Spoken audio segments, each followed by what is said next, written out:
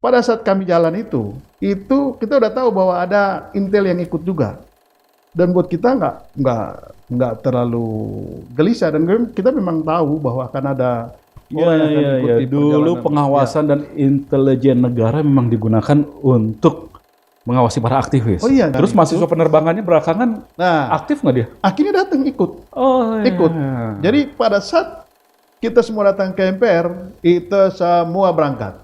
Tidak ada kampus Yang tidak berangkat. yang tidak berangkat. Pokoknya kalau 1 jam dari sekarang Tidak ada kereta. tidak ada kereta, kami tidak bertanggung jawab apa yang terjadi di stasiun ini.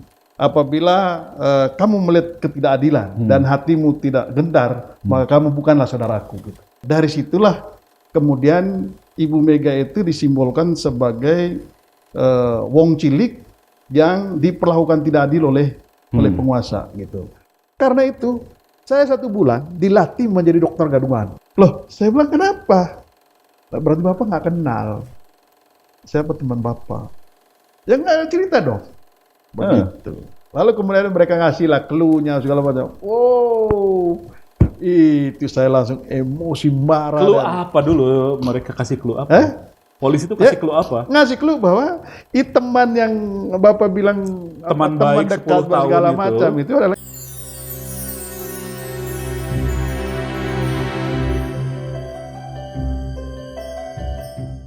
Halo Sobat Forum, dimanapun Anda berada, jumpa kembali di Menolak Lupa. Inilah program perbincangan yang didedikasikan oleh Forum Keadilan TV, membahas tentang segala hal yang masih menjadi persoalan di masa silam, masih menghantui hingga saat ini. Saya Hardi Hermawan, dan kita sudah bersama dengan seorang aktivis sejak zaman dulu kala, Sebastian Salang. Apa kabar, Bas? Sejak zaman dulu kala itu loh. Ya, Bastian ini teman sejak mungkin hampir 30 tahun yang lalu ya, Bas. Iya. Masuk ke Jakarta tahun berapa, Bas? Saya dari Jakarta itu 9192. 9192. Kuliah di? Mestinya saya kuliah di Jogja. Begitu. Ketika proses apa segala macam semua udah beres, sudah mau masuk kuliah, ketinggalan ijazah asli di Jakarta. Begitu. Lalu akhirnya balik ke Jakarta. Dan itu sudah proses perkuliahan udah jalan.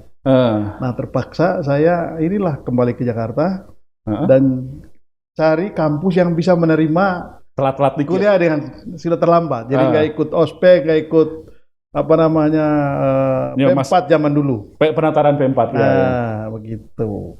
Jadi di mana tuh? Jadi saya kuliah di Sekolah Tinggi Ilmu Ekonomi Aba-Abi zaman dulu. Aba-Abi. Coba itu Matraman. kuliah yang di Matraman. Tapi kami di Cikini. Oh ya, ada kampusnya yang sebelah PSKD ya? Nah. Sebelah UKI. Jalan Cikditiro. Oke, yang di Jalan situ. Cikditiro. 9192. Ya.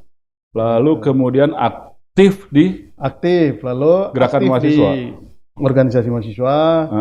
Lalu tahun 94 menjadi ketua studi mahasiswa untuk ke Jakarta.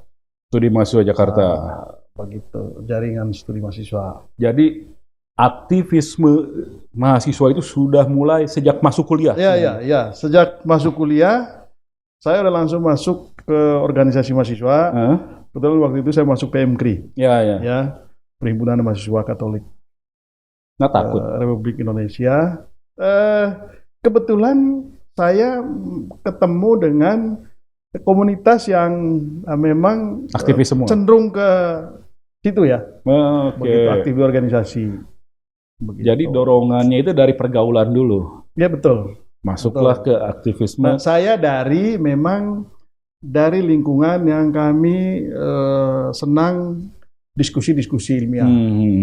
Lalu kemudian begitu saya kuliah, lalu kemudian saya mencari karena kuliah saya ngambil kuliah ekonomi sampai di Jakarta, keuangan dan perbankan. Ya. Itu mata kuliah yang bikin pusing aja ya, agak kering juga. Ya, konon kalau mau kaya ambil yang jurusan itu pada saat itu. Ya, kerja di bank. Manajemen keuangan dan perbankan keren lah, gitu. Tapi ternyata nggak terlalu cocok ya, begitu sehingga ya kuliah. Jadi pelampiasannya di study club. Ya, jadi kuliah hanya sekedar menjalankan ini aja, rutinitas Tapi awalnya lebih banyak di aktivitas organisasi formal ya, Ya, dan study club. ya. Lalu kemudian kau terlibat di gerakan. Begini, ketika kita ada saya menjadi ketua kelompok studi mahasiswa, itu kan perjumpaannya dengan para intelektual Iya. dan para aktivis. Hmm. Kekuatan aktivis zaman dulu itu adalah diskusi-diskusi kelompoknya. Bacaan-bacaannya dan diskusinya. Ya. Jadi bacaan-bacaan dan diskusi itu kuat sekali. Ya. Tradisi diskusi itu sehingga memang kebanyakan aktivis pada saat itu karena diskusinya kuat, bacanya juga kuat, sehingga di kampus terlunta-lunta. Karena merasa sudah hebat. Satu langkah lebih maju dari yang ada di kampus kan. Kita sudah diskusi teori-teori yang hebat-hebat di luar.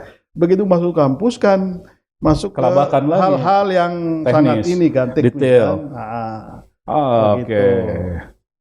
Aktivisme sebagai pegiat gerakan sebenarnya dimulainya kapan? Yang langsung melakukan advokasi dan lain sebagainya. Sebetulnya itu langsung beriringan ya, langsung beriringan. Ketika kita di organisasi mahasiswa, lalu kemudian saya aktif di kelompok studi, itu sudah langsung mulai dengan kegiatan-kegiatan yang berkaitan dengan advokasi. Begitu, ada banyak hal. Misalnya kita sudah waktu itu mengadvokasi saudara-saudara kita dari Papua, saudara-saudara kita dari Timur, kayak begitu. Dan kebetulan teman-teman yang membutuhkan perlindungan dan segala macam pada saat itu, kebanyakan nginapnya itu di markas PMKRI. Yang di Samratulangi. Di Samratulangi itu. Ya, begitu. Dan dari situ mau tidak mau, ya kita harus melakukan advokasi terhadap teman-teman itu. Oke. Kalau yang turun langsung? Ya turun langsung itu justru sejak jadi gini. Dari tahun 90-an itu kan diskusi atau upaya untuk melakukan perlawanan terhadap kekuasaan Soeharto itu kan semakin kuat. Makin hari semakin kuat, semakin tahun semakin kuat. Dan kita yang sudah terjun di organisasi itu pasti nggak luput dari upaya untuk mengkritisi pemerintahan. Lalu kemudian kita diperkuat lagi dalam kelompok studi itu yang berjumpa dengan berbagai macam intelektual, tidak hanya yang ada di Jakarta, dari berbagai daerah kayak lintas kota Budiman di Jogja, Bandung, George Yunus, kayak gitu-gitulah. Dari Salatiga, dari mana-mana itu kita berjumpa di berbagai forum. Lalu kemudian aktivis-aktivis dari berbagai kelompok, katakanlah waktu itu ada Pijar, ya, ada macam-macam kelompok-kelompok studi yang kuat dari LBH, itu kita pasti berjumpa dalam berbagai forum. Pasti beririsan. Dan apa yang dilakukan oleh teman-teman itu pasti melibatkan kita juga. Advokasi apa yang kami lakukan itu pasti melibatkan teman-teman gitu, sampai suatu ketika kami itu membentuk kelompok kecil yang terdiri dari beberapa organisasi, itu roadshow dari Jakarta sampai ke ujung timur Pulau Jawa. Bukan Surabaya, lebih lagi ya? Sampai kereta api itu berhenti. Karena modal kita waktu itu hanya kereta api. Dan kereta api yang pedagang pada masuk segala macam kita ngalas di koran di lantai. Begitu, dan kita hanya modal. Sampai Surabaya itu, bahkan sampai ke Banyuwangi, kita hitung, kita modalnya hanya sekitar 5.000 aja. Rp5.000? Rp5.000. Oh ya. Dan kita diajarin sama tentara waktu itu, kalau mau periksa, kan zaman dulu periksa karcis itu di atas. Betul. Jadi kita nggak beli karcis. Jadi kita nanti kalau mau pemeriksaan karcis itu kan petugas datang. Iya. Jadi kita mesti jalan ke gerbong depan. Gerbong yang paling belakang. Oh, gerbong paling belakang. Dan gerbong yang paling belakang itu ada kita masuk lagi yang ke bagian belakang sebelah kanannya. Itu ada toilet. Nah, di situlah kumpulan orang-orang yang tidak pernah bayar. Nggak bayar, nggak beli tiket. Dan petugas itu tahu. Iya. Bagian terakhir dia akan datang ke situ. untuk minta setoran aja. Kita cuma bayar 1.000. Jadi Seikhlasnya setiap kali di situ. pemeriksaan 1.000 begitu. Dan itu kita berhenti dari kota ke kota. Itu hanya untuk diskusi dengan teman-teman mahasiswa untuk mematangkan gerakan mereka, gitu. Dan itu dilakukan dari ujung ke ujung itu. Untuk kita lakukan itu sudah masuk antara 96 ya. Mulai 95, 96 kita udah. Dan sebenarnya situasi politik itu sudah mulai agak-agak tegang itu di 93, 94 ya. Iya. Jadi masuk 94, 95 itu sudah eskalasinya udah makin ini gitu ya. Marsina hilang di 93. Ya. Lalu ada kasus Udin Bernas di tahun itu juga. Betul. 94 ada pemberedelan. Ya. Nah, kalau Marsina itu kan hebohnya di Jawa Timur ya, begitu. Dan pada saat itu kita merasa bahwa ini gerakan teman-teman dengan kasus Marsina ini kok belum cukup kuat masuk ke kampus-kampus. Sehingga waktu itu kita merasa perlu untuk sosialisasi roadshow ke daerah-daerah itu. Gitu. Sambutannya gimana? Memang begini. Setiap kali upaya untuk membangun kesadaran mahasiswa itu tidak selalu mulai dengan kelompok yang besar. Ya. Selalu mulai dengan kelompok kecil. Nah, ketika kelompok kecil itu berhasil dibangun kesadaran dan mereka sampai level kesadaran tertinggi, maka di situ mulai terbangun militansi. Ya. Nah, militansi dan gerakan itu pasti terbentuk. Nah, mereka itulah yang akan menjadi aktor di kampus itu untuk menggerakkan teman-teman yang lain. Jadi simpul jaringan juga. Ya, sehingga memang begini, pada saat itu dengan segala keterbatasan kita belum ada handphone, belum ada media sosial, belum ada... Itu yang ngongkosin 5.000 itu siapa? Ya? Yang ngongkosin ke Jawa naik kereta itu? Ya itu uang pribadi semua. Uang pribadi semua kan? Pribadi. Zaman dulu itu. Iya, uang pribadi nggak ada. Ya. Belum ada. Terus bekalnya apa aja dibawa ke sana? Selebaran kah atau apa? Nah, kita nggak bawa apa, karena kalau kita bawa selebaran, resiko di jalan pasti ditangkap oleh aparat. Karena pada saat kami jalan itu kita udah tahu bahwa ada intel yang ikut juga. Dan buat kita nggak terlalu gelisah, dan kita memang tahu bahwa akan ada orang yang akan ikuti Dulu pengawasan dan intelijen negara memang digunakan untuk mengawasi para aktivis. Oh iya, jadi nanti kalau cerita intel nanti dulu, lanjutin aja dulu. Jadi gini, memang pada era Orde Baru itu memang betul-betul dipelototi siapa kira-kira aktor-aktor yang dianggap kritis, ya. Lalu siapa kira-kira aktor-aktor yang bisa menggerakkan kelompok-kelompok tertentu untuk melakukan gerakan. Itu sudah sehingga apapun gerakan kita itu pasti mereka udah baca. Kemanapun kita pergi, itu pasti diikutin. Gitu. Nah, kalau kayak kami waktu itu kan memang lebih banyak markas kita itu di Samratulangi. PMKRI. Dan itu mudah sekali kita mau pergi kemana-mana aja, itu udah pasti gampang diikuti. Dan selalu saja diberi tanda gitu ya. Diberi tanda oleh alam atau apapun itu, pada sampai titik tertentu kita pasti berjumpa dengan orang seperti itu. Ya. Pasti dikasih petunjuk. Pasti dikasih petunjuk. Ada yang nggak beres di sini, gitu ya? Bahwa ada yang ngikutin kalian loh. Oh iya.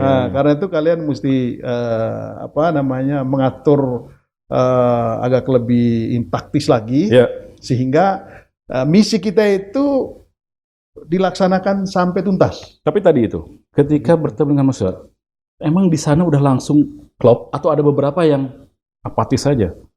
Jadi kita pergi itu pasti sudah ada komunikasi sebelumnya. Sudah ada komunikasi sebelumnya bahwa kita akan turun dan kita akan bertemu kira-kira seperti, dan zaman itu jangan berharap kita melakukan pertemuan yang besar. Enggak. Karena kalau di rumah kos juga dikit, kan? Pertemuan besar dikit itu pasti dibubarkan. Gitu. Jadi pasti selalu kalau bisa di kampus di pojok mana gitu, atau di tempat kos-kosan, atau di sekretariat organisasi-organisasi kayak Cipayung dan sebagainya itu. Jadi jaringan apa yang dipakai untuk komunikasinya? PMKRI-nya kah yang dominan atau juga teman-teman dari semua jaringan dipakai. Kalau ada jaringannya Cipayung, ada jaringan organisasi yang di luar organisasi mahasiswa, Pakai juga. Pakai juga, semua jaringan itu dipakai. Dengan resiko bocor-bocor juga nanti itu. Oh iya, dan nggak ada jaminan bahwa jaringan itu nggak bocor. Nggak jauh bocor dan awet. Karena Intel zaman itu juga canggih. Canggih. Ya, oke. Begitu. Jadi memang itu diawali oleh inisiatif datang ke kampus-kampus, Oh iya. diskusi satu persatu, sehingga punya kesamaan persepsi tentang seperti apa rezim yang memerintah Orde Baru pada waktu itu. Itu tahu nggak, sampai di hari di mana saatnya semua mahasiswa di seluruh Jakarta ini turun, itu kami itu datang dari kampus ke kampus. Itu orasi di depan podium mereka untuk mengatakan ini saatnya kita semua turun. Dan hal yang paling gila yang pernah saya lakukan itu adalah itu datang ke kampus sekolah penerbangan di Angkatan Udara Halim.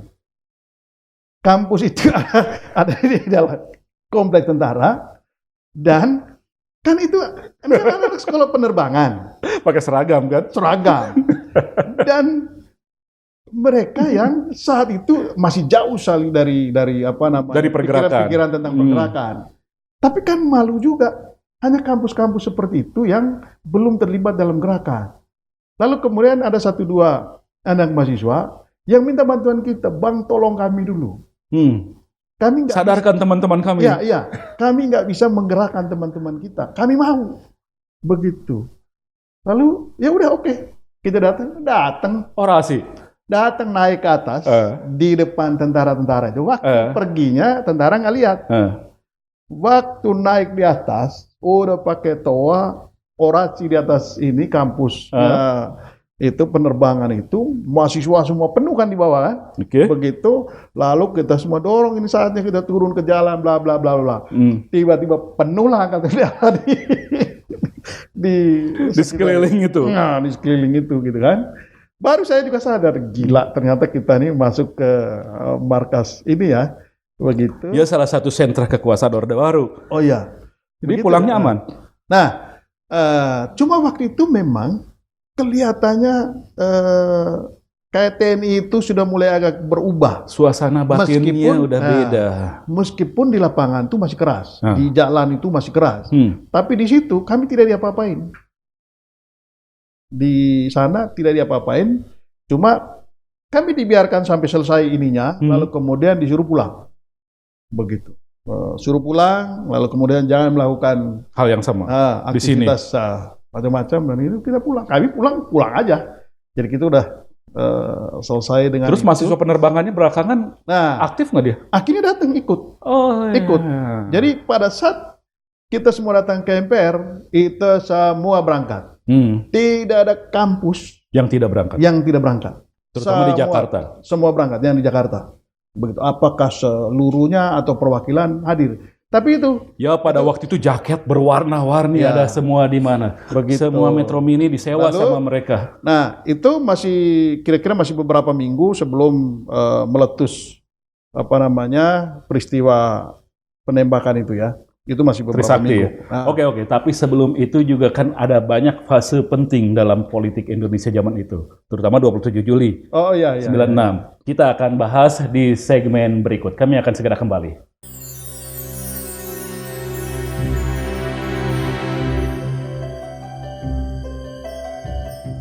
Kembali di Menolak Lupa, didedikasikan oleh Forum Keadilan TV. Saya Hardi Hermawan dan masih bersama dengan aktivis mahasiswa 90-an, mantan aktivis mahasiswa, sekarang masih bergiat di advokasi publik juga, Sebastian Salang. Jadi tadi bicara bagaimana pertama masuk ke dalam kegiatan mahasiswa awal 90-an, lalu kemudian ikut terlibat dalam menggerakkan aktivisme mahasiswa di seluruh Pulau Jawa, naik kereta api, sampai berorasi di depan kampus yang di bawah lingkungan militer di Halim. Itu ada cerita yang menarik. Apa tuh? Ini kami ke Jogja. Jadi zaman dulu itu kan kita beli karcis kan? Iya. Udah lewat tadi cerita kita nggak bayar. Ini bayar nih udah nih. Kami beli nih. Gambir. Beli karcis di Gambir. Cuma jeleknya zaman itu, karcis orang jual-jual aja. tanpa mengukur kapasitas kereta. Iya. Akhirnya apa? Membeludaklah penumpang yang menuju ke Jogja, sementara gerbong keretanya udah full penuh. Bangku udah nggak jelas lagi. Dan itu nggak pakai nomor. Ada yang duduk di bawah, ada yang duduk di atas, yang berdiri udah penuh, nggak bisa bergerak. Itu pun udah nggak cukup. Jadi masih ada. Ini cerita lagi mudik apa gimana? Jadi Suasananya.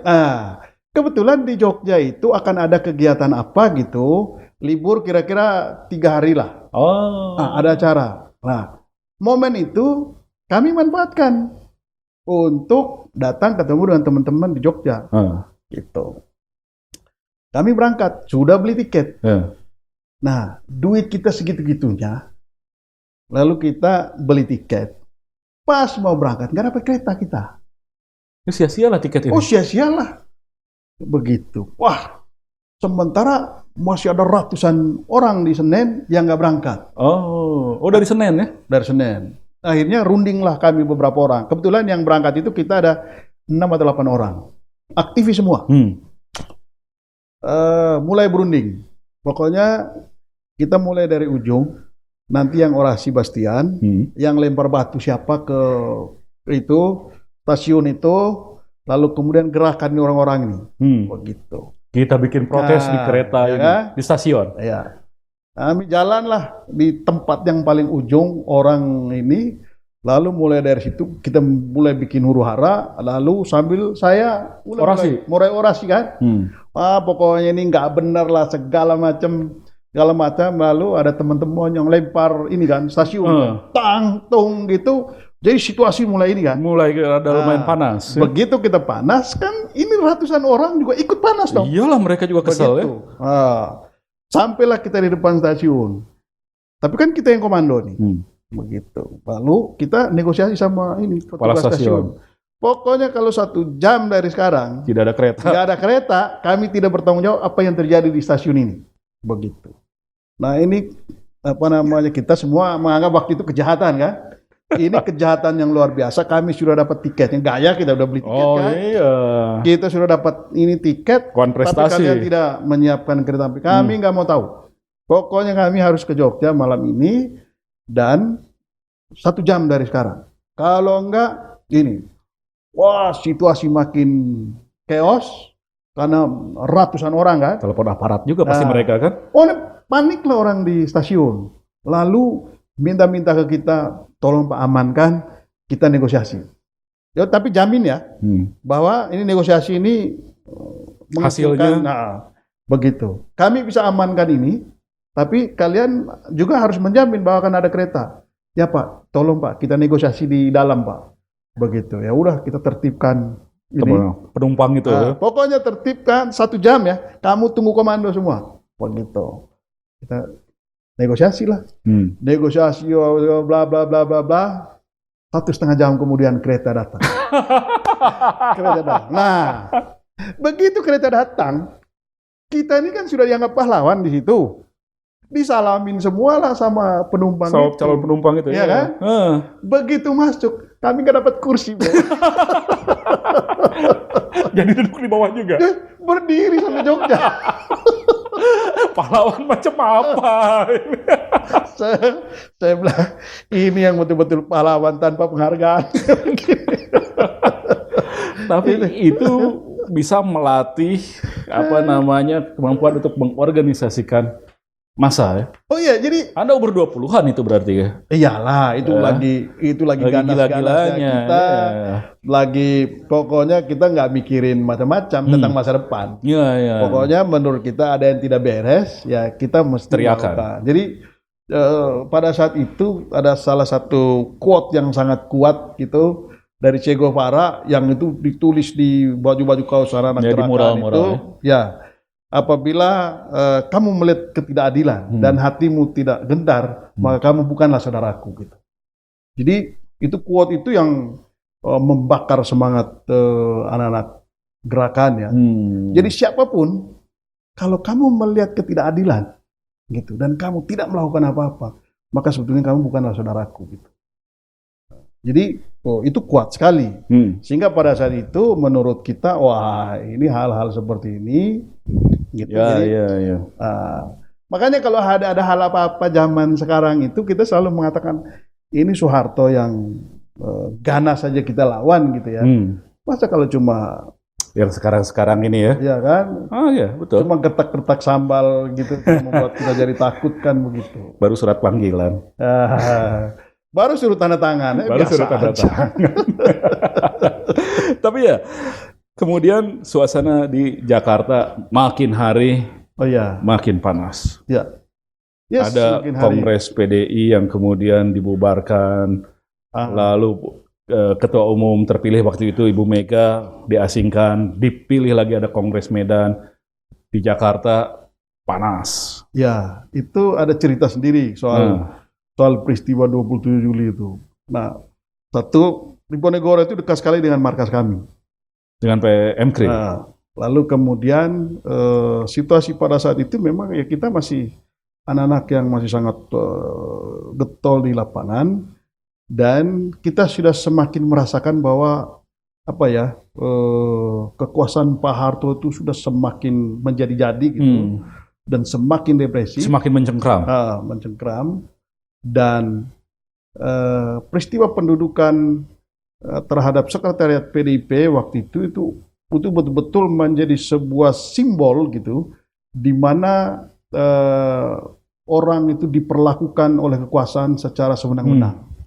Dan dari situlah kemudian Ibu Mega itu disimbolkan sebagai wong cilik yang diperlakukan tidak adil oleh penguasa gitu. Dan itu nyambung betul dengan anak-anak gerakan gitu. Singkat cerita itu kan setiap hari ada orasi di sana dan kami selalu ada di situ. Malam terakhir ketika saatnya mau diserang itu sebetulnya kita semua tahu. Karena sudah diingatkan bahwa nggak tahu bahwa itu akan besok, tapi beberapa malam itu selalu berpikir besok diserang. Ternyata belum jadi, besok diserang. Jadi memang begini, informasi bahwa akan dikosongkan itu sudah sampai ke kita. Nah, kita nggak tahu jamnya jam berapa ini akan dikosongkan, dan dikosongkan pada zaman itu pasti dilakukan secara represif. Cuma persisnya seperti apa kita nggak tahu. Begitu. Apakah ada penembakan, apakah ada ini dikosongkan pada zaman itu dengan segala cara. Ya, dengan segala macam cara, termasuk pembersihan, begitu. Nah, karena dari informasi yang kita himpun itu sebentar malam atau besoknya, maka mulai dari sore kami melakukan doa di situ, di dalam tanggal 26. Ya, tanggal 26-nya. Jadi mulai dari sore kita udah kumpul di situ, udah melakukan doa.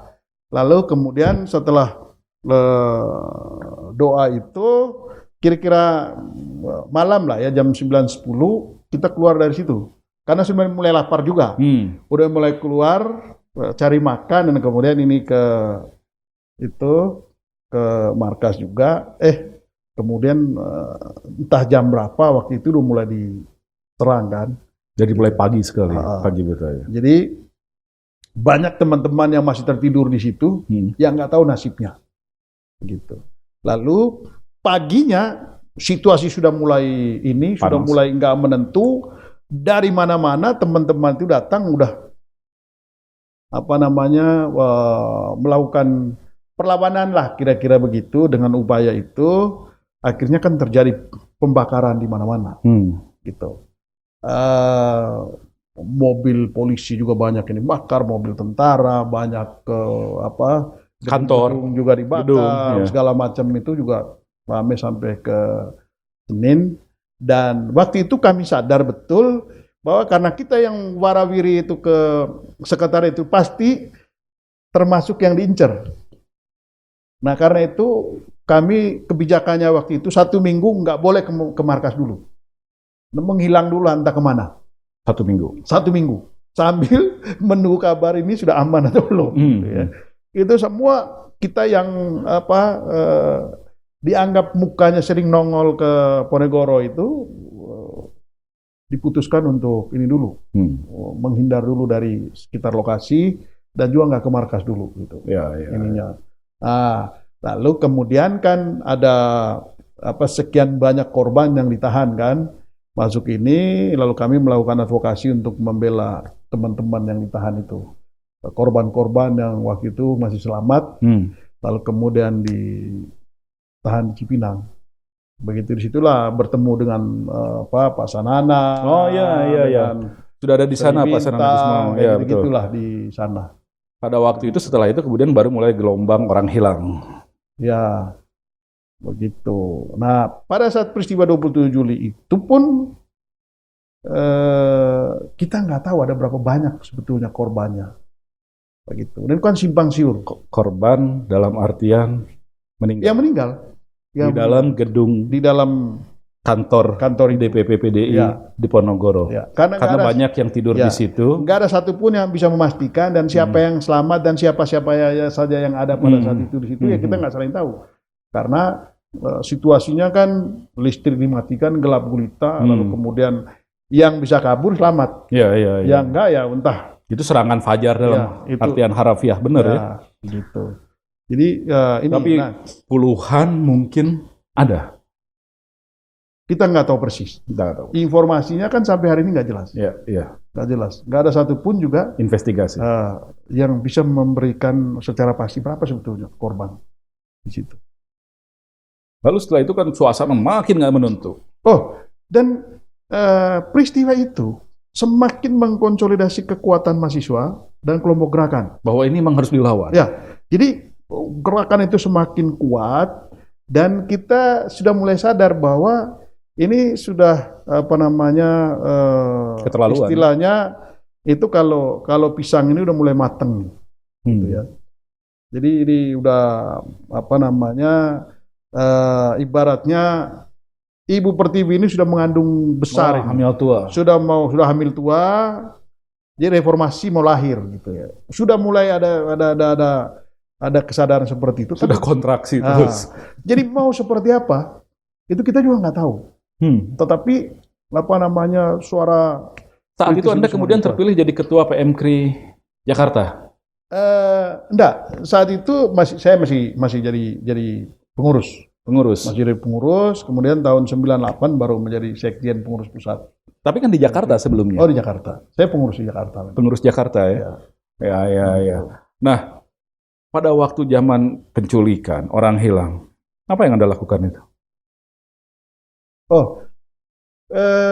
Sebetulnya peristiwa deretan cerita penculikan itu sebetulnya itu beriringan dengan berbagai macam kegiatan mahasiswa kelompok gerakan pada saat itu, dan kita udah warawiri sebetulnya diinterogasi polisi di ini gitu. Nah, zaman dulu itu begini, kalau kita mau melakukan diskusi itu yang banyak itu justru intelnya, bukan peserta diskusi.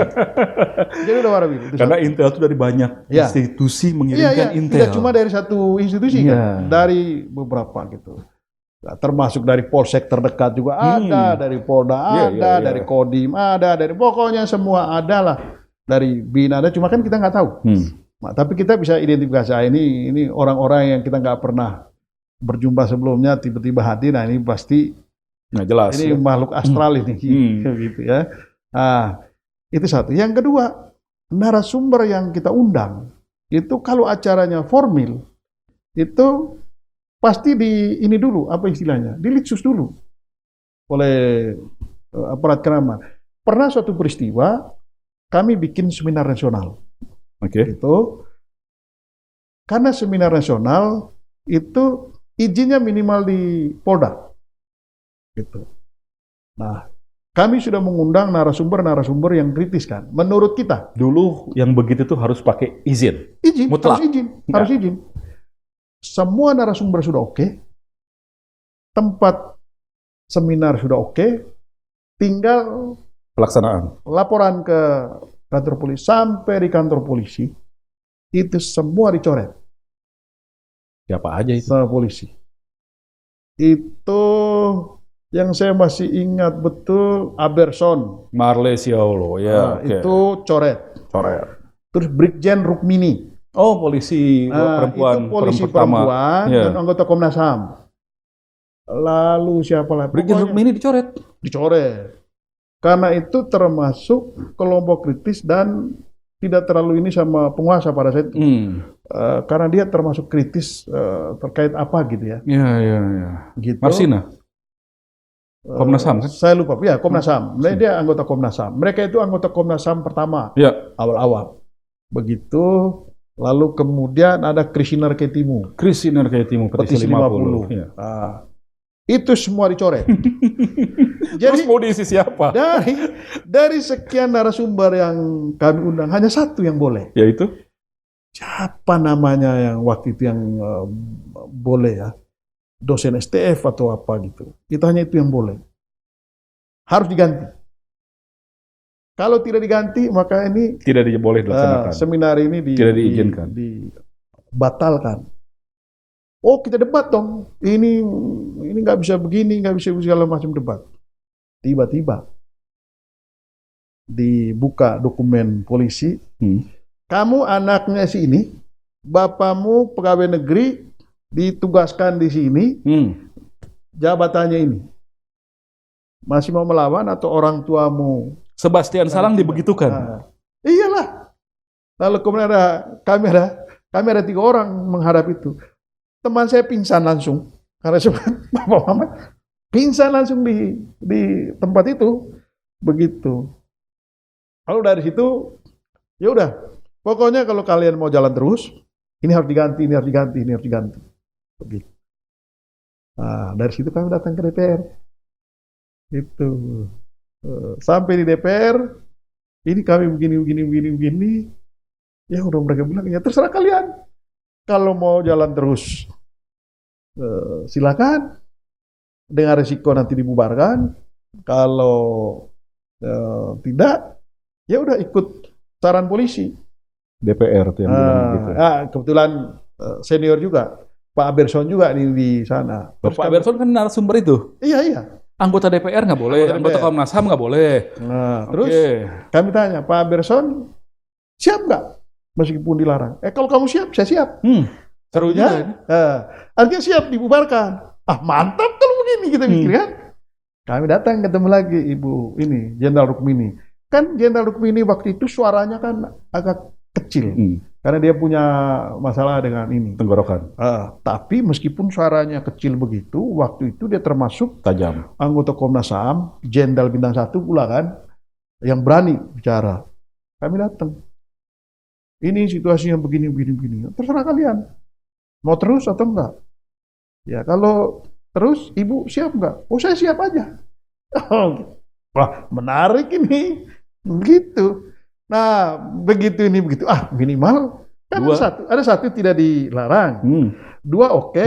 Udahlah, yang lain ini kita jalan dengan 3 narasumber. Masalahnya, ini kan yang panitia ini tidak semuanya sama. Ada yang takut juga. Begitu. Ini antara kita pecah juga. Pokoknya kalau kalian terus kami mundur deh. Kan masalah juga kan. Aduh, ini gimana nih. Akhirnya ya udah. Masa kita sudah ini kayak begini, mundur dengan ini, sudah ada narasumber loh. Ini orang-orang tua loh. Masa anak muda kayak kita ini nggak berani, orang tua aja berani. Ya udah, dengan segala risiko jalanlah 3 itu narasumber itu. Tapi memang begitu di tengah jalan dibubarkan. Tapi kan jadi berita. Sampai pesannya. Kan? Oke, itu emang zaman dulu ya begitu itu. Untuk bikin satu acara seminar pun ribetnya nggak ketulungan. Lebih susah persiapannya daripada pelaksanaannya. Nah, makanya begini. Kalau kita bicara soal demokrasi hari ini, gitu, kita ingatkan betapa kejamnya Orde Baru. Ya, itu kan itulah. Itu karena kita alami bagaimana susahnya untuk berdiskusi aja nggak boleh. Untuk bicara. Narasumber yang kita ini aja mesti ditentukan oleh penguasa gitu. Ketika berbicara itu kemewahan yang luar biasa pada waktu itu. Tahan dulu di situ, Bas. Tahan dulu, kita akan lanjutkan di segmen berikut karena masih banyak benar yang bisa ditarik penjelasan dari seorang Sebastian Salang tentang apa yang terjadi di masa silam. Sesaat lagi kami kembali.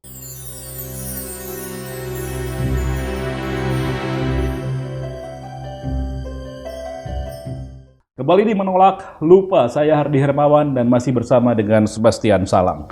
Jadi tadi kemudian bikin acara yang akhirnya dibubarkan. Iya. Tapi Anda nggak diapa-apain.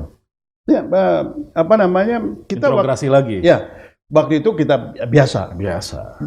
Diinterogasi polisi itu sudah jadi makanan sehari-hari lah buat kita ya.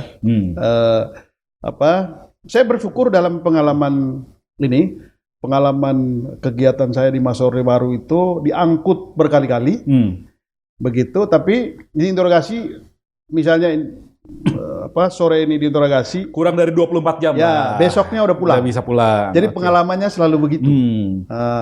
Itu pengalaman yang... Karena dia aktivis organisasi formal, PMKRI. Itu senior-seniornya belain di belakang tuh. Tapi zaman itu juga kita menjadi menjadi aktivis yang nggak cengeng juga. Iyalah. Artinya apa yang kita lakukan, lo bertanggung jawab. Even sama kakak-kakak saya di Jakarta dengan kakak-kakak saya nggak pernah cerita. Kakak kandung maksudnya? Kakak kandung. Saya dengan kakak, semua aktivitas saya di luar rumah saya nggak pernah cerita. Zaman itu agak-agak kelazimannya seperti itu memang. Nggak pernah cerita dan saya itu keluar dari rumah itu semester 4. Itu sudah pisah dengan kakak-kakak semua dan pokoknya 100% seluruh aktivitas saya itu menjadi tanggung jawab saya sendiri.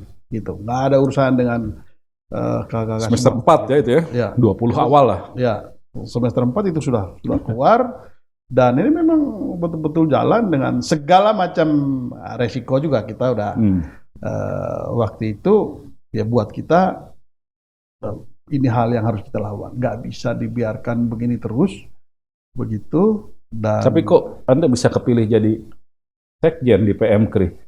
Kan catatannya banyak, mestinya itu ada intervensi itu.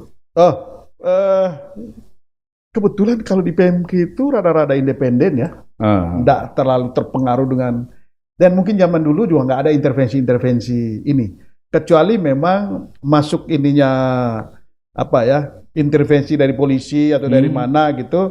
Tapi kebetulan kami di PMKRI nggak terlalu terasa intervensi itu. Begitu kemudian kan kalau kami itu istilahnya istilah mandatari tunggal gitu. Jadi yang dipilih itu adalah ketua umumnya oleh Kongres. Nanti ketua umum yang memilih sekjen, yang memilih pengurus dan memilih pengurus. Dan persis saya jadi sekjen itu. Jadi kalau jadi ketua umum belum tentu boleh juga dia waktu itu. Oh ya mungkin juga. Nggak ngerti. Nggak mungkin gitu. lah, nggak diintervensi. Nah memang dalam aktivitas itu salah satu hal yang menarik itu kan gini. Salah satu tokoh HAM yang waktu itu juga sangat dikenal itu adalah Prinsén. H.J.C. Prinsén. Ya, H.J. Prinsén.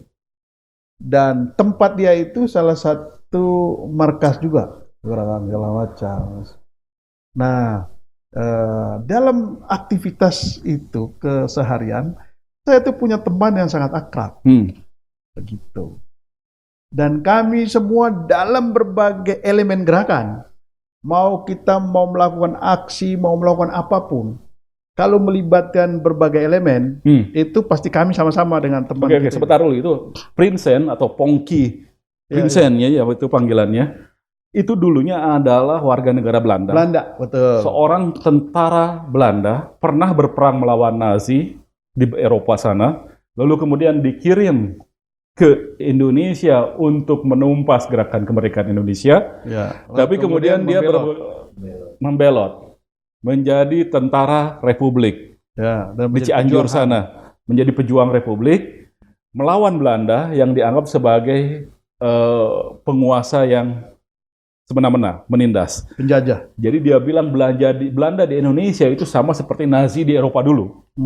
Akhirnya dia berbalik ke Republik, menikahi perempuan Sunda, lalu kemudian menjadi aktivis demokrasi sejak itu, pernah ditahan juga di zamannya Bung Karno. Jadi dia menjadi pejuang, jadi tentara Belanda, jadi pejuang Indonesia. Lalu kemudian ketika dia merasakan ketidakadilan dan rejim otoritarian Orde Baru, maka kemudian dia menentang pemerintah yang otoriter, kemudian dia menjadi pejuang HAM.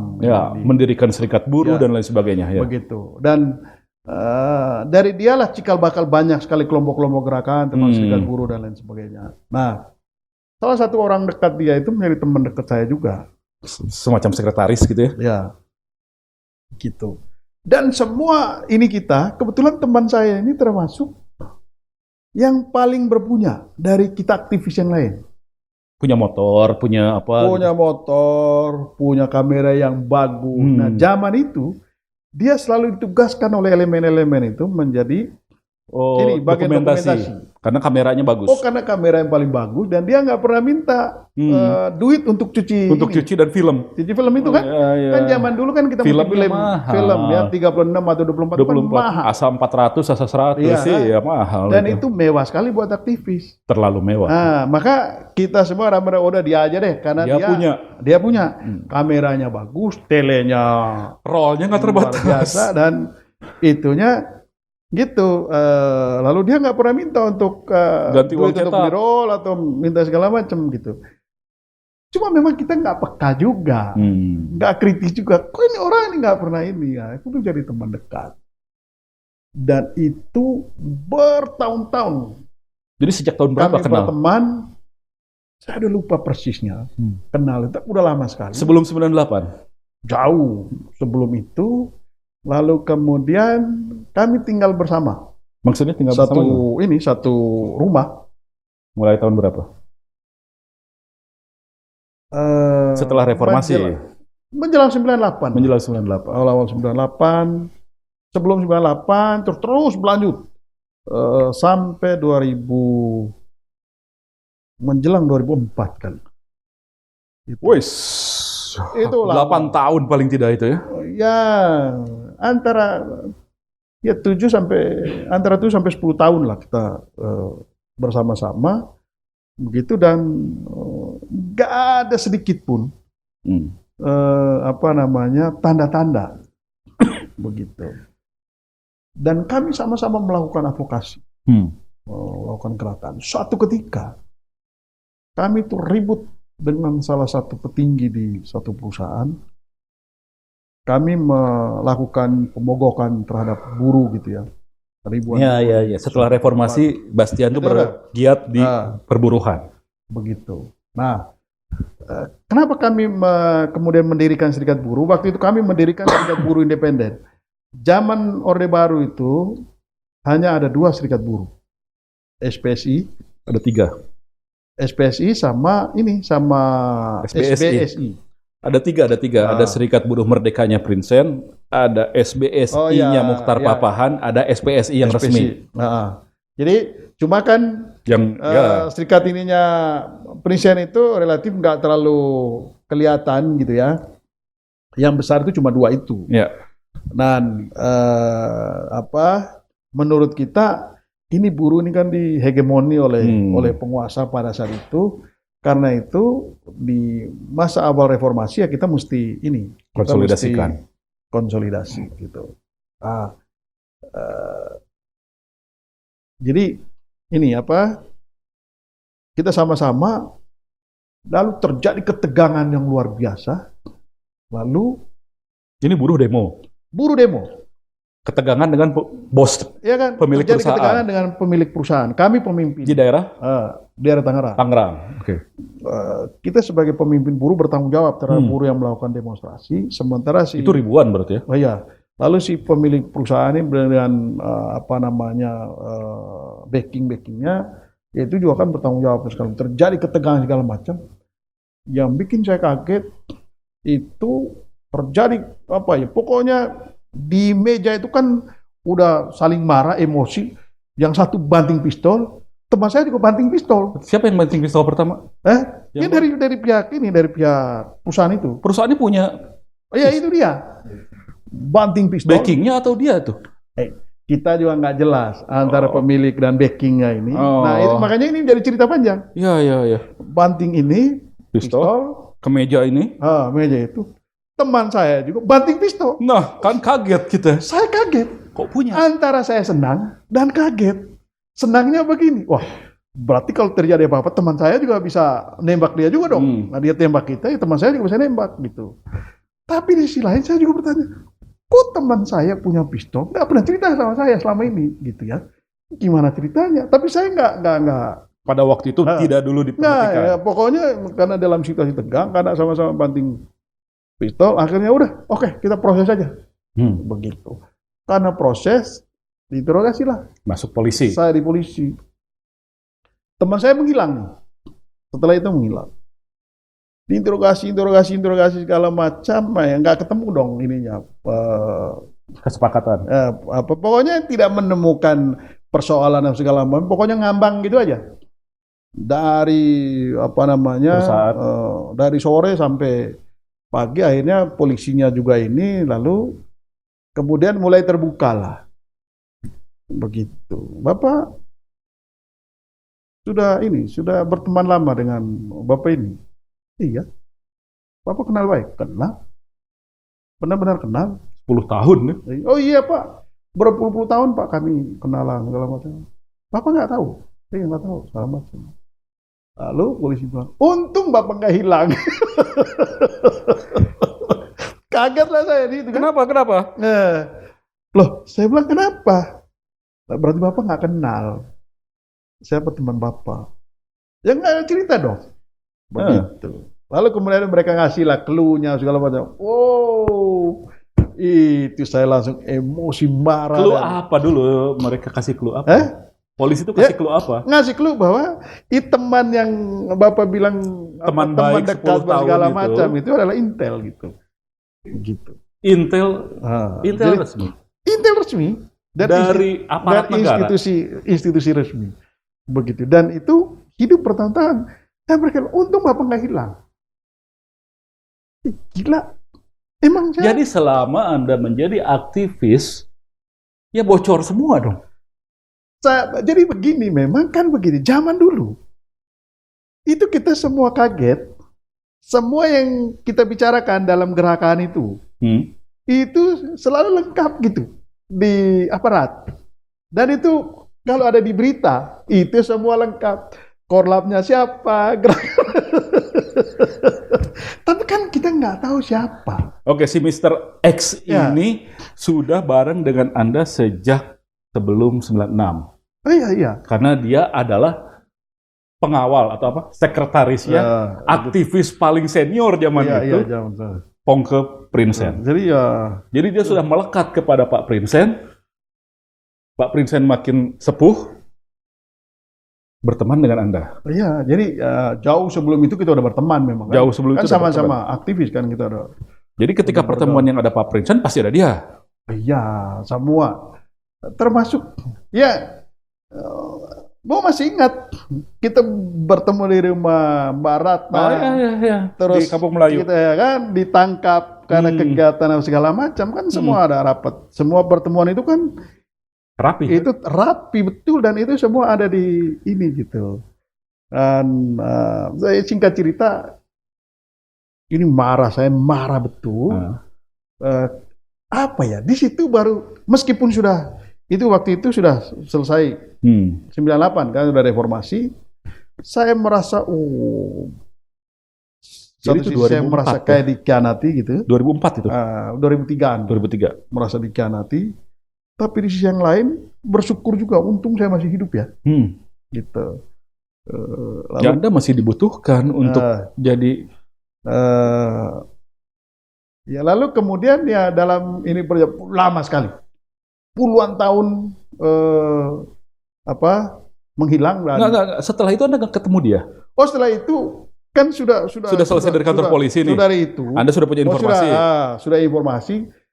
Untung nggak ketemu. Kalau ketemu, mungkin saya udah saya udah nekat itu. Itu kalau saya pulang ke rumah dia masih ada, saya tebas pakai parang itu mungkin, gitu, pakai golok lah kira-kira waktu itu. Cuma sejak saat itu menghilang dari rumah yang sama udah menghilang aja begitu. Menghilang gitu saja. Menghilang begitu aja. Jadi sejak dia keluarin pistol itu yang Anda lihat. Jadi pokoknya sejak peristiwa interogasi itu kan saya pulangnya pagi kan, pulangnya pagi dari itu ya udah menghilanglah kita. Itu informasinya udah saya sampai ke tempat kami tinggal udah nggak ada. Begitu itu menghilang terus kita udah saling menjauh dan saya juga berharap nggak akan ketemu lagi. Nggak pernah ketemu? Nggak akan pernah ketemu lagi. Lalu kemudian ya berpuluh-puluh tahun lah. Ya itu kan 2003, berarti ya, sekarang 20 tahun nih sampai sekarang nih. Gitu. Lalu akhirnya ketemu lagi. Kapan? Ketemu lagi ya belum lama lah, 1-2 tahun. Sedang apa dia? Ini dan memang dia merindukan. Dia begini. Dia merasa bahwa gue nggak bersalah terhadap lo, Bastian. Gue nggak punya niat jahat. Termasuk sama kalian, saya nggak punya niat jahat. Tapi saya menjalankan tugas negara. Dia seorang perwira? Perwira? Oh ya sekarang tentu inilah, udah jadi orang penting lah kira-kira ya. Ya basisnya militer? Basisnya militer? Saya nggak tahu. Dan saya nggak mau cari tahu. Begitu ya. Setelah itu dan dia ketemu lagi. Lalu kemudian lama sekali. Upaya untuk ketemu segala macam itu lama dan saya dalam hati merasa memaafkan itu setelah sekian lama gitu dan saya merasa ya memang sampai pada kesadaran dia menjalankan tugas negara pada saat itu dan kita bertemu dan di situ kita klarifikasi semua begitu. Bukan tugas negara sih, tugas dari atasannya aja. Ya kan zaman itu kan mulai tugas negara lalu saya tanya dia jelaskan semuanya. Nah, gue nggak punya niat jahat saya sama sekali sama lo dan saya kan nggak pernah mencelakai lo kan, sama sekali nggak. Dan teman-teman dekat kita juga saya nggak pernah mencelakai segala macam, begitu.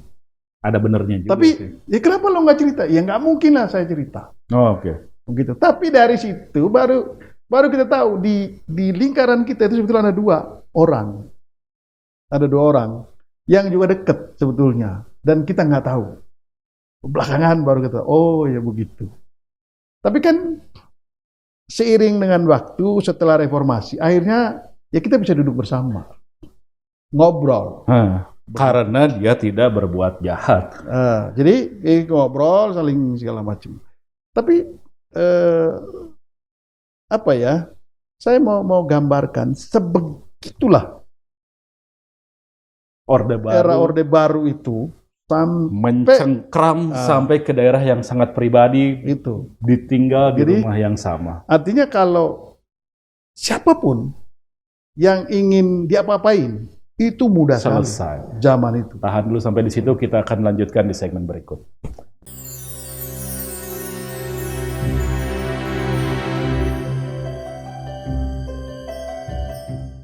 Kembali di Menolak Lupa. Saya Hardi Hermawan masih bersama dengan Sebastian Salang. Dan tadi sudah diceritakan seberapa dramatisnya perjalanan aktivisme Sebastian Salang hidup serumah dengan seorang petugas intelijen Orde Baru. Tanpa dia tahu sampai akhirnya sebuah kemelut besar membuat terbongkar, lalu kemudian baru bisa bertemu hampir 20 tahun kemudian. Itu ketika ketemu, dia cerita nggak kalau sekarang situasinya masih kayak gitu, ngasih intel-intel? Sekarang sudah berubah. Sudah berubah. Paling tidak sampai inilah beberapa bulan yang lalu itu masih oke dan cara pandang aparat intelijen juga sudah berubah. Saya kira cara pandang kayak TNI, Polri juga sudah berubah ya. Nggak tahu kalau tiba-tiba nanti berubah. Nggak tahu kalau ada sebuah kejadian besar yang membuat pola pikir mereka kembali. Artinya begini, saya ingat betul ketika saya ngobrol dengan Jenderal Agus Wijoyo, ketika saya tanya kenapa TNI tidak mengambil alih kekuasaan pada tahun 98.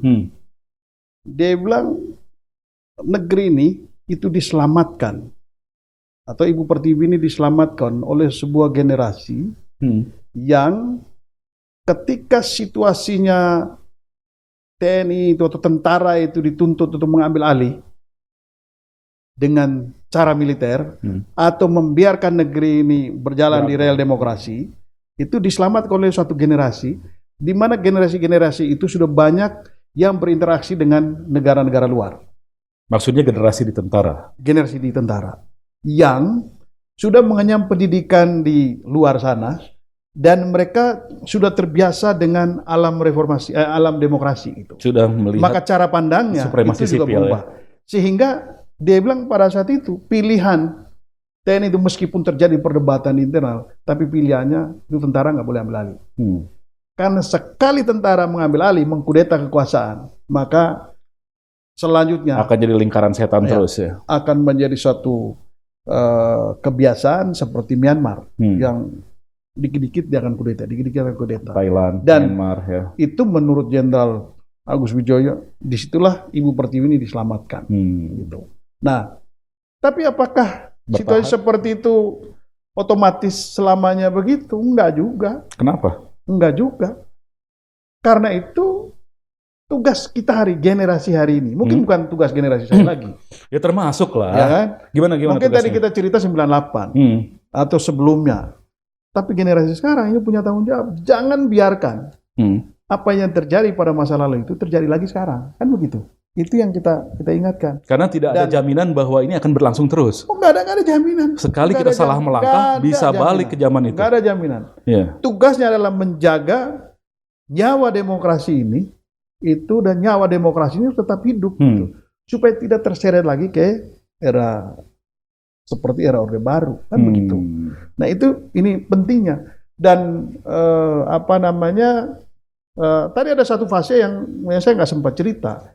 Saya itu harus menjadi dokter gadungan ketika mendobrak untuk masuk DPR pada saat itu. Dan kapan itu? 1 minggu sebelum masuk ke DPR. Oh, 98 ketika aksi-aksi mahasiswa belum masuk ke DPR. Betul. Sebelum masuk ke DPR, tadi ada cerita di mana kita datang kampus-kampus, orasi untuk segala macam. Tapi ada fase yang kedua.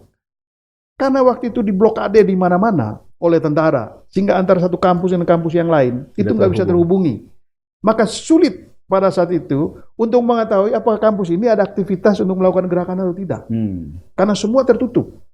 Gerakan yang sudah terlanjur ada di kampus, mereka nggak bisa keluar. Begitu. Jadi karena itu saya 1 bulan dilatih menjadi dokter gadungan. Sama siapa? Dilatih. Nggak perlu cerita.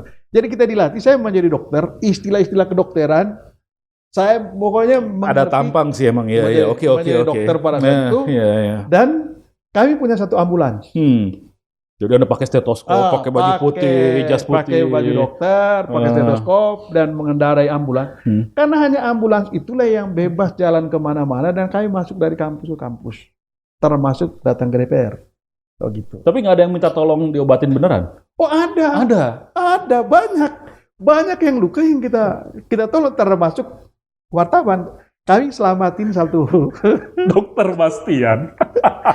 Kami selamatin 1 wartawan. Gitu ya. Wartawan Merdeka kalau nggak salah. Itu dia sudah terlambat pulang ke kantor. Kantornya jauh itu dong. Ya kan? Dan dia udah ketakutan sama pimpinannya. Ya udah kita bilang ya salah satu cara biar lo nggak dipecat, nggak diapa-apain, kami antar pakai ambulans dan lo ini jadi korban. Jadi kita perban kepalanya, bawa ke kantornya, sampai di sana ya aman dia. Oh ya terima kasih ya segala macam. Tapi yang luka beneran juga kita tolong, sudah dilatih. Dilatihnya padahal cuma jadi PMR aja itu sebenarnya.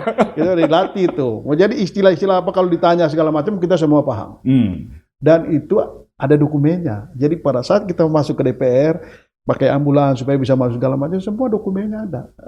Semua dokumen. Jadi kalau itu dibongkar rekam digitalnya itu kelihatan sebetulnya. Itu ide siapa? Itu. Ya zaman itu ada aja yang punya. Jangan-jangan idenya dari teman yang ketahuan Intel itu. Enggak juga lah. Ada aja ide pada zaman itu. Gimana kan dalam situasi terdesak itu kan kita berpikir gimana cara itu bisa membongkar ini segala macam. DPR pada waktu itu berperan signifikan nggak? Begini, kan sebelum mahasiswa mendobrak itu ada perwakilan mahasiswa untuk ketemu DPR, ya kan? Mendesak DPR untuk segera melakukan sidang istimewa, kan begitu? Kan kita baru selesai pemilu, lalu kemudian Pak Harto diangkat lagi jadi presiden.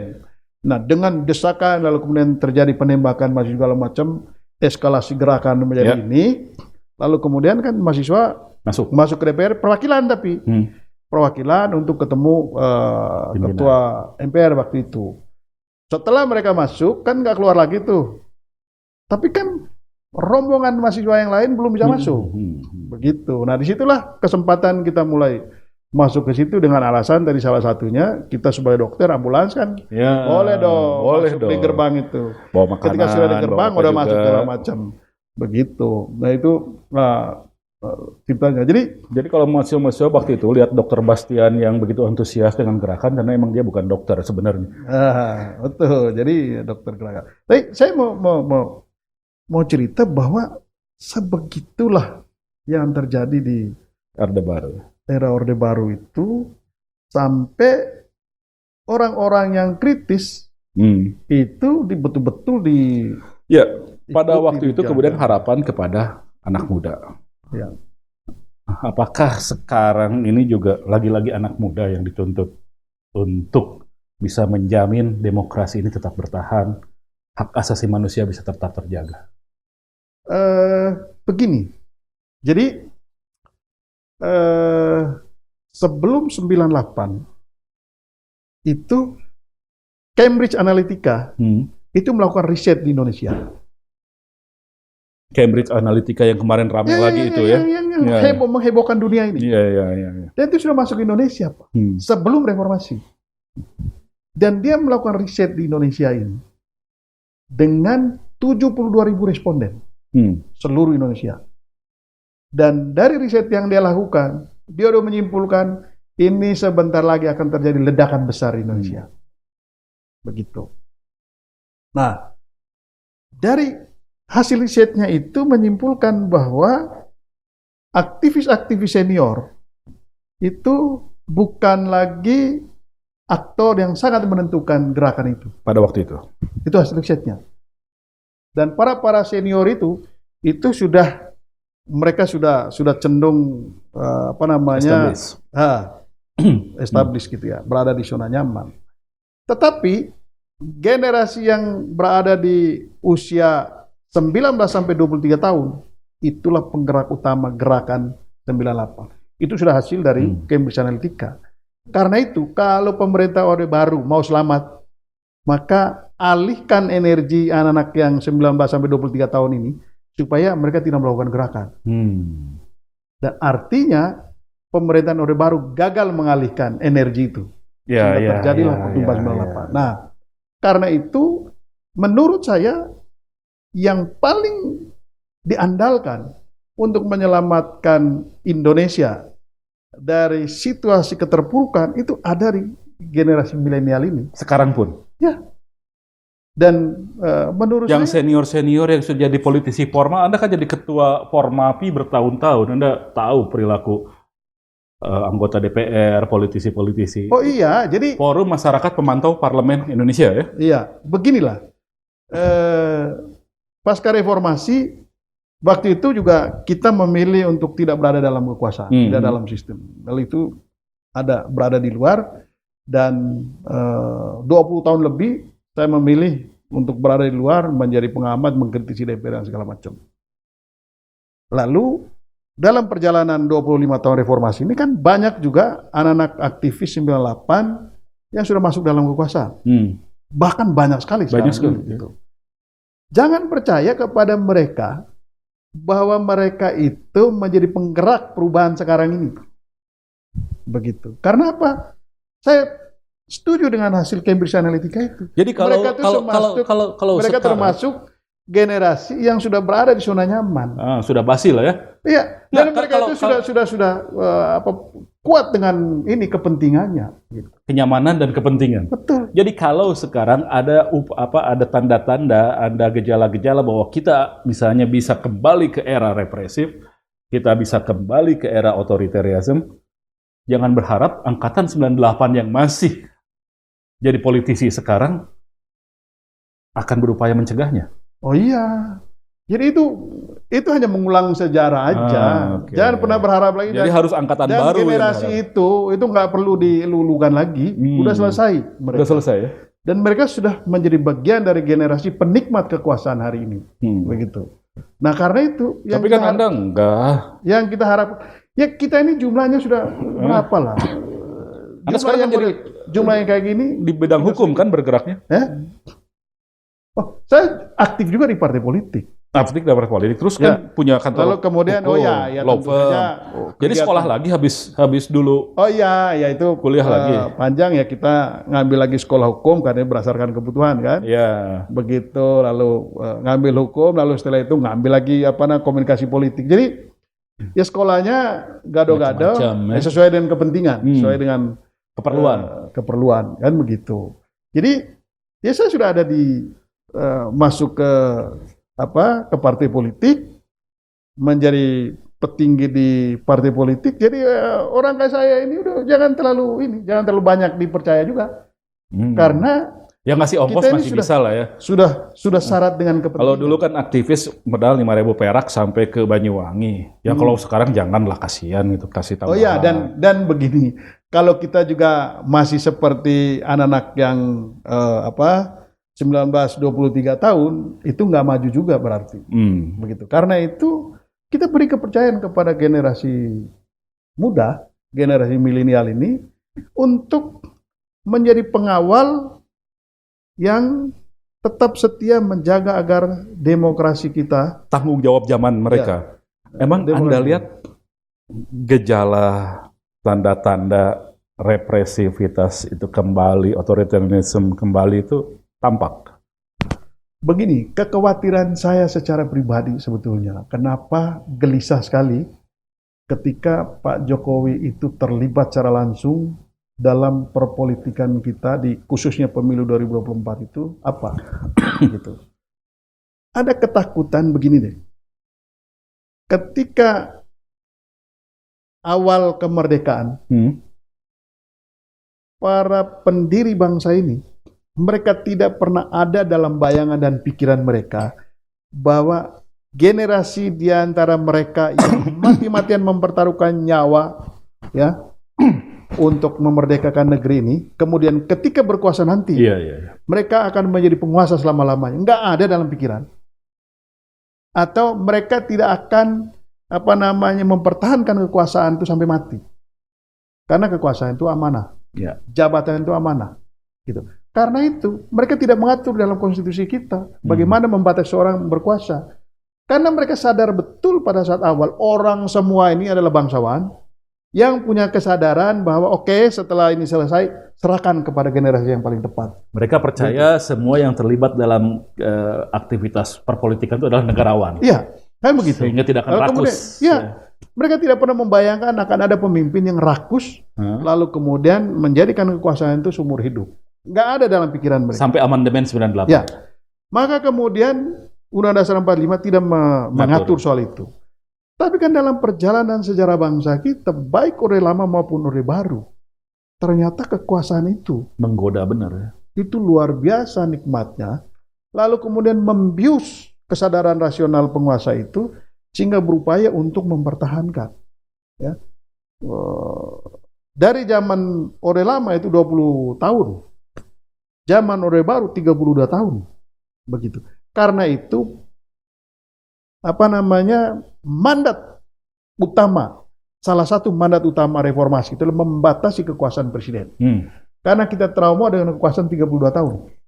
Yang harus dihentikan dengan darah dan air mata. Begitu. Menegaskan bahwa kekuasaan presiden tak terbatas. Dan negeri ini itu sudah trauma dengan upaya untuk mengakhiri kekuasaan dengan darah dan air mata. Karena itu kita menggunakan cara yang beradab. Cara yang beradab itu adalah diatur di dalam konstitusi bahwa kekuasaan seseorang tidak boleh lebih dari 2 periode. Karena kalau lebih dari 2 periode udah cenderung korup. Ya, cenderung korup. Karena sudah jadi absolut. Ya, kan begitu. Jadi itu. Nah, ketika Pak Jokowi terlibat secara langsung di dalam politik sebagai manusia dan sangat manusiawi, ketika anaknya terlibat di dalam pertarungan atau percaturan politik Pilpres 2024, maka bagaimanapun tanggung jawab seorang ayah yang melekat pada dirinya seorang presiden untuk memenangkan anaknya. Kan begitu. Nah, disitulah ketakutan terbesar gitu. Saya sebagai seorang warga negara, apa ketakutannya? Seorang presiden bisa saja tergoda untuk menarik kekuatan gerbong raksasa yang namanya TNI, yang tadinya sudah jauh dari politik Formal, ya, politik praktis. ya, politik praktis, yang mereka sudah kembali ke barak, dan proses menarik tentara kembali ke barak, meninggalkan dewi fungsi itu bukan Perkara mudah. perkara yang mudah, bukan usaha yang singkat. Itu pertarungan yang sangat panjang, itu perjuangan yang sangat panjang. Dan ini kekuatan raksasa. Sekali lo tarik dalam gelanggang politik, Jangan bayangkan itu akan mudah lagi. Untuk jangan menyelesaikan membayangkan itu. dia akan mudah untuk menarik dia kembali ke barat. Itu ketakutan pertama. Begitu juga menyeret yang namanya aparat kepolisian, menyeret aparat intelijen, dan lain sebagainya. Lalu kemudian begitu juga Aparat sipil. Penyelenggara pemilu. Nah, itu kekhawatiran kita terbesar. Sekali presiden tergoda untuk memanfaatkan itu, menyeret itu ke dalam gelanggang politik, maka sebetulnya kita sudah membunuh harapan jutaan manusia yang membawa bangsa ini ke era reformasi, lalu kemudian membunuh harapan bahwa demokrasi kita berjalan baik-baik saja ke depan. Ya. Karena ini akan menjadi presiden. Mungkin presiden sekarang dia hanya berhenti sampai di situ. Ya, oke, dia manfaatkan hanya sekedar untuk memenangkan pertarungan. Ya. Nggak ada jaminan presiden berikutnya tidak memanfaatkan kekuasaan lebih dahsyat dari yang sekarang. Itulah kekhawatiran kita. Karena itu jangan pernah lengah, ya. Karena sekali kita kembali, wah, itu berat memperjuangkan untuk kembali ke situasi sekarang. Ya, mungkin bukan orangnya betul yang jadi masalah, tapi gagasan bahwa kekuasaan itu harus semutlak mungkin dikendalikan oleh penguasa. Itu yang lebih mencemaskan. Ya, mudah-mudahan kita bisa melewati fase mencemaskan ini sebatas di kekhawatirannya Sebastian.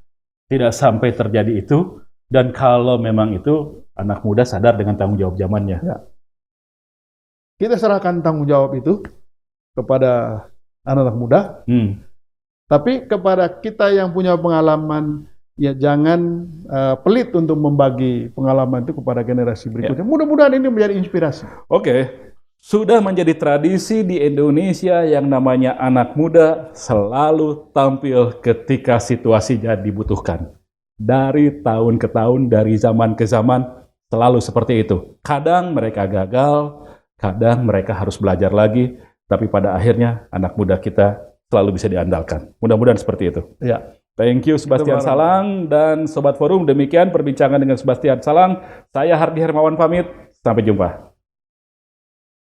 Sampai jumpa. Thank you.